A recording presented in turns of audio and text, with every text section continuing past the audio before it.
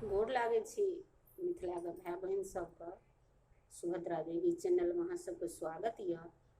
हम एक चौमासा गाबै छियै, नीक लागत तऽ लाइक और सब्सक्राइब दुनू करू। हे रघुनाथ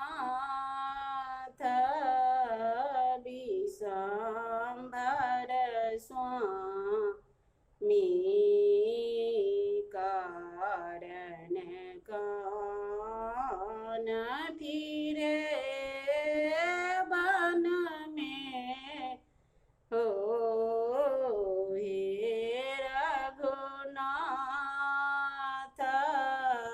विश्वम्भर स्वामी कारण कान फिरे वन में हो। सावन सत अकियो राजा दशरथ हर्ष भय के कई मन में हो।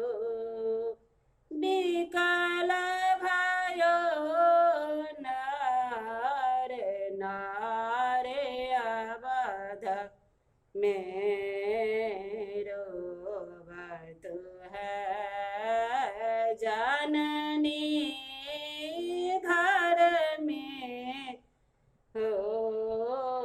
हे रघुनाथ